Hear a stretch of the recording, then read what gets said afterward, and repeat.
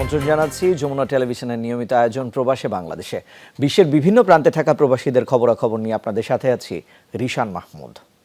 বহুল প্রত্যাশিত জাতীয় পরিচয়পত্র পেতে যাচ্ছে কুয়েত প্রবাসী বাংলাদেশিরা। চলতি মাসেই শুরু হবে নিবন্ধন কার্যক্রম, এমনটি জানিয়েছেন দেশটিতে নিযুক্ত বাংলাদেশের রাষ্ট্রদূত মেজর জেনারেল মোহাম্মদ আশিকুজ্জামান। এমন খবরে উচ্ছ্বসিত প্রবাসীরা। কুয়েত থেকে মোহাম্মদ হিফজু মিয়ার পাঠানো তথ্যচিত্রে বিস্তারিত। জীবিকার তাগিদে মধ্যপ্রাচ্যের দেশ কুয়েতে পাড়ি জমিয়েছেন লাখো বাংলাদেশি। দীর্ঘদিন দেশের বাইরে থাকায় অনেকেরই নেই বাংলাদেশের জাতীয় পরিচয়পত্র। গুরুত্বপূর্ণ এই ডকুমেন্ট না থাকায় নানা ভোগান্তিতে পড়তে হয় প্রবাসীদের। বিদেশের মাটিতে তো থাকেই নানা জটিলতা, এমনকি দেশে এসেও পোহাতে হয় নানা হ্যাপা। এবার এসব সমস্যা সমাধানে কুয়েত প্রবাসী বাংলাদেশিদের জাতীয় পরিচয়পত্র প্রদানের ঘোষণা দিয়েছে দূতাবাস। জানানো হয়েছে শিগগিরই শুরু হবে কার্যক্রম। রাষ্ট্রদূত জানান, এরই মধ্যে নেওয়া হয়েছে সব ধরনের প্রস্তুতি। আগামী বুধবারের মধ্যেই নিবন্ধন সম্পন্ন করতে কুয়েত ভ্রমণ করবে বাংলাদেশের একটি টেকনিক্যাল টিম। আমাদের কুয়েতে খুব দ্রুত এনআইডি সার্ভিসটা চালু হতে যাচ্ছে। সুখের বিষয় হচ্ছে যে এখানে আমাদের এই মাসে আশা করছি 20 তারিখের মধ্যে একটা টেকনিক্যাল টিম এবং 24-29 তারিখে কিছু অ্যাডমিনিস্ট্রেটিভ টিম আসবে, যারা এসে কুয়েত প্রবাসীদের জন্য এনআইডি সার্ভিসটা চালু করবে। দূতাবাসের এমন ঘোষণায় খুশি দেশটিতে অবস্থানরত বাংলাদেশিরা। প্রত্যাশা কোনো প্রকার ভোগান্তি ছাড়াই সম্পন্ন হবে জাতীয় পরিচয়পত্র হাতে পাওয়ার সব কার্যক্রম। এনআইডি কার্ডের থেকে বঞ্চিত হয়ে আছি। যদিও সফরে যাই, এনআইডি কার্ডের জন্য দেখা গেছে যে ঘুরতে ঘুরতে আমাদের ছুটি শেষ হয়ে যায়। আমরা যারা প্রবাসী আছি, ইভেন আমার এখন পর্যন্ত আমি আমার এনআইডি করতে পারিনি। আমাদের সবার জন্য এটা অনেক হেল্পফুল একটা বিষয়। তবে ঠিক কবে থেকে কার্যক্রম শুরু হবে সেই বিষয়ে নির্দিষ্ট কোনো তারিখ ঘোষণা করা হয়নি।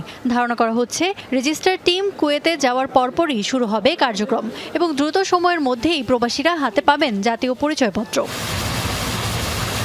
ইফাতার খন্দকার, যমুনা নিউজ। দর্শক, এই বিষয়ে আরো বিস্তারিত জানবো। কুয়েত থেকে যুক্ত হচ্ছেন আমাদের সহকর্মী মোহাম্মদ হিফজু মিয়া। হিফজু মিয়া, আপনার কাছে জানতে চাই, প্রবাসীদের মধ্যে নিশ্চয়ই বাড়তি একটা উৎসাহ উদ্দীপনা কাজ করছে। কবে থেকে এই কার্যক্রম শুরু হবে এবং কদিন লাগতে পারে এই পুরো প্রক্রিয়াটি সম্পন্ন করতে? রিশান, আপনাকে ধন্যবাদ। আসলে আপনি জানেন যে এনআইডি বা জাতীয় পরিচয়পত্র বাংলাদেশি নাগরিকদের জন্য একটি গুরুত্বপূর্ণ ডকুমেন্ট। তো প্রবাসীরা দীর্ঘদিন প্রবাসে থাকার ফলে তারা চাকরি অথবা ব্যবসার খাতিরে দেশে যেতে পারে না। কম সময়ের জন্য দেশে গেলেও তারা এই গুরুত্বপূর্ণ ডকুমেন্টটি সংগ্রহ করতে পারেনি। তো তারা দীর্ঘদিন ধরেই কুয়েতে বসবাসরত প্রবাসীরা সরকারের কাছে আবেদন জানিয়েছিল এবং বাংলাদেশ দূতাবাসেও তারা দীর্ঘদিন আবেদন জানিয়েছিল যে তারা প্রবাসে বসে যেন তাদের এই সরকারের গুরুত্বপূর্ণ ডকুমেন্টটি পায়। তো কুয়েতে নিযুক্ত বাংলাদেশের রাষ্ট্রদূত গত বছরের 2021 সালে একটি সার্কুলার দিয়েছিল যে প্রবাসীদেরকে দূতাবাসের মাধ্যমে এনআইডি বা জাতীয় পরিচয়পত্র প্রদান করা হবে। তখন থেকে কুয়েতে অবস্থানরত প্রবাসীরা কিন্তু দীর্ঘ প্রতীক্ষায় ছিল যে কবে নাগাদ শুরু হবে। তবে এই আশার বাণী শুনিয়েছেন আমাদের কুয়েতে নিযুক্ত বাংলাদেশ রাষ্ট্রদূত। আমাদের বাংলাদেশ প্রেস ক্লাব কুয়েতের সাংবাদিক নেতৃবৃন্দ গত কিছুদিন আগে দূতাবাসের রাষ্ট্রদূতের সাথে সাক্ষাৎ করতে গেলে মাননীয় রাষ্ট্রদূত জানিয়েছেন যে আগামী 20 তারিখে বাংলাদেশ থেকে একটি টেকনিক্যাল টিম কুয়েতে আসবে এবং 24 তারিখে আরেকটি অ্যাডমিনিস্ট্রেশন টিম কুয়েতে আসবে। অ্যাডমিনিস্ট্রেশন কুয়েতে আসার পরে সকল প্রক্রিয়া সম্পন্ন করার পরে ঠিক কবে নাগাদ প্রক্রিয়াটা শুরু হবে আমাদের মাননীয় রাষ্ট্রদূত তিনি ভিডিও বার্তার মাধ্যমে অথবা সাংবাদিকদের মাধ্যমে উনি জানিয়ে দেবে বলে আমাদেরকে জানিয়েছেন। তো আপনি জানেন যে এই এনআইডি যদি না থাকে তাহলে বাংলাদেশে যখন প্রবাসীরা যায় তখন নানান ভোগান্তি, সরকারি নানা ভোগান্তি পেতে হয় এবং কুয়েতে পাসপোর্ট এক্সপায়ার হলে যে ই পাসপোর্ট প্রক্রিয়া, এটাও কিন্তু এনআইডি কার্ড যদি না থাকে তাহলে ই পাসপোর্ট পেতে পারে না। তাই তারা বাধ্য হয়ে এমআরপি বা সাধারণ নিয়মে যে পাসপোর্ট এগুলি তৈরি করে। তাছাড়াও আপনার এনআইডি না থাকার ফলে বাংলাদেশের বিভিন্ন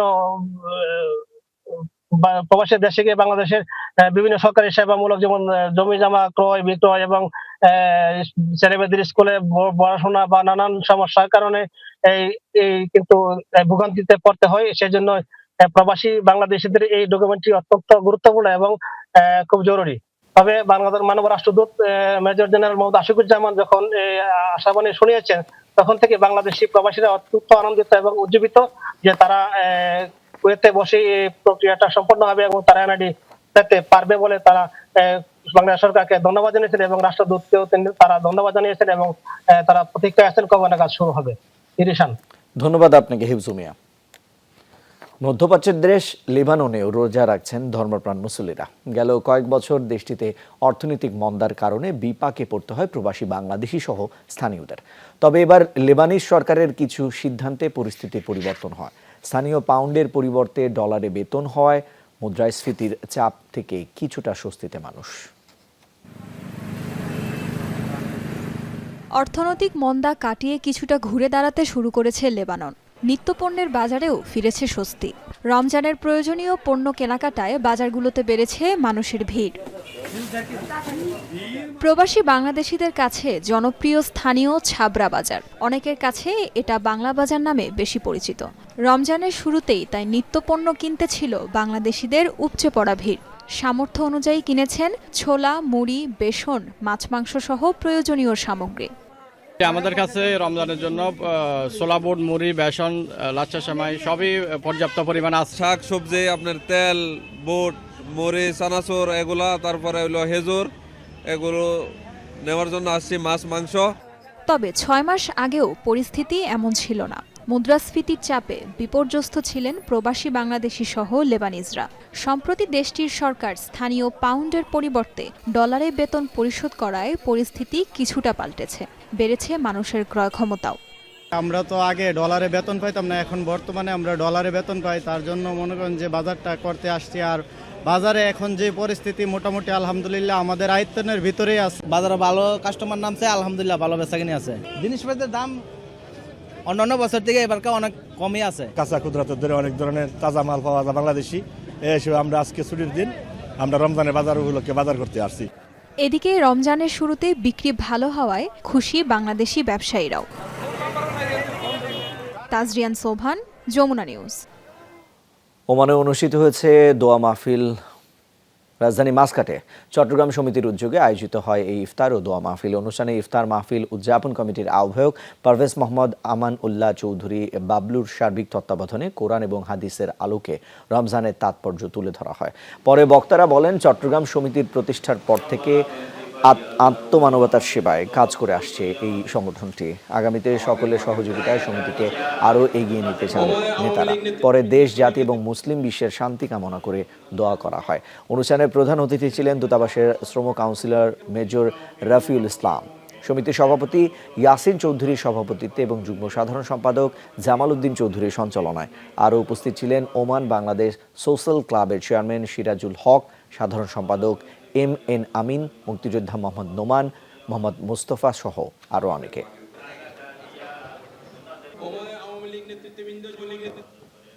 এক কক্ষে বন্দী সোমালীয় জলদস্যুদের হাতে জিম্মি জাহাজের 23 নাবিক।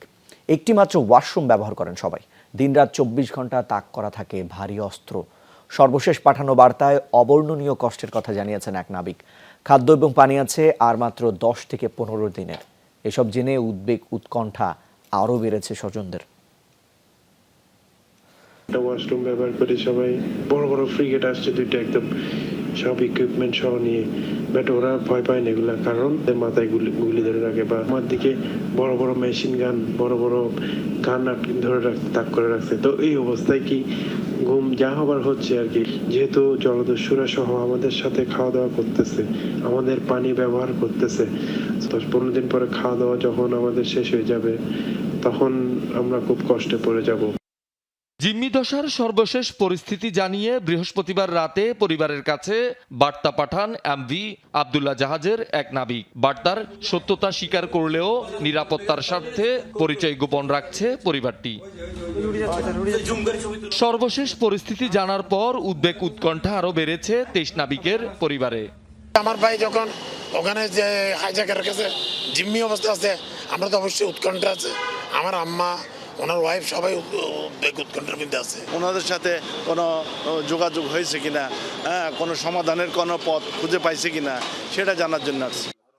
জিম্মি নাবিকদের দ্রুত উদ্ধারে সমন্বিত তৎপরতা আরও বাড়ানোর দাবি স্বজনদের।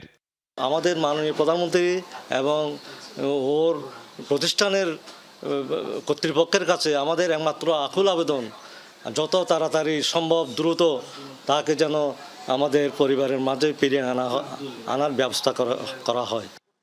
তবে মুক্তিপণ বা দাবি দেওয়া নিয়ে এখনো জলদস্যু বা তৃতীয় কোনো পক্ষ জাহাজ মালিকের সাথে যোগাযোগ করেনি। সরকারি বেসরকারি সংশ্লিষ্ট সব কর্তৃপক্ষ বিষয়টি গুরুত্ব সহকারে দেখছে বলে দাবি কর্মকর্তাদের।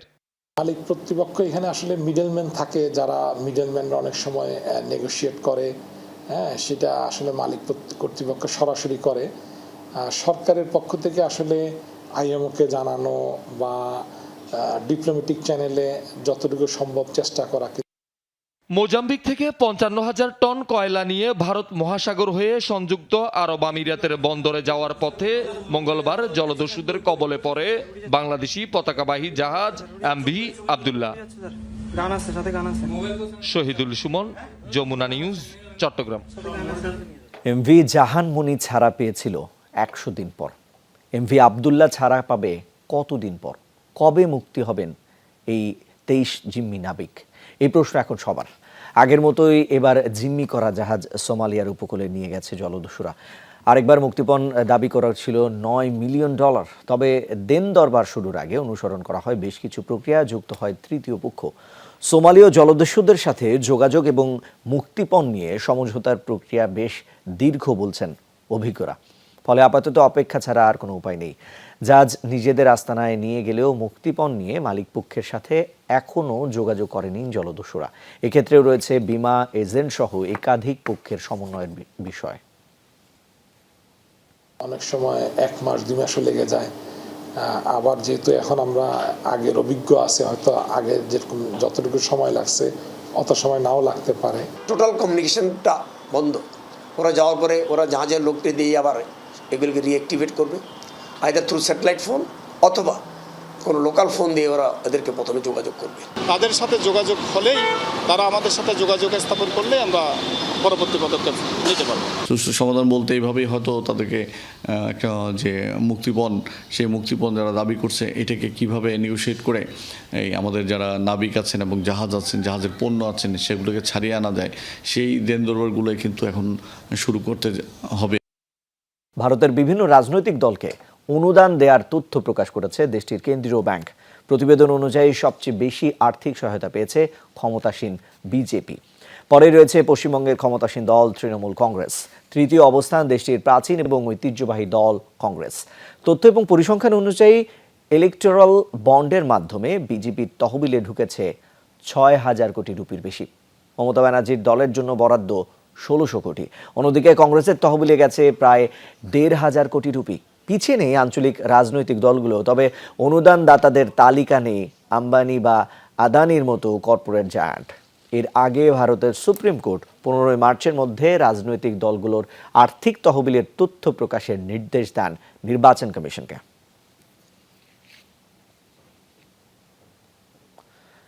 ভারতের নির্বাচনে এক দেশ এক ভোট নীতির পক্ষে আবারও শুরু হয়েছে তোড়জোড়। এই নীতির পক্ষে সম্মতি দিয়েছে দেশটির নির্বাচন বিষয়ক বিশেষ কমিটি।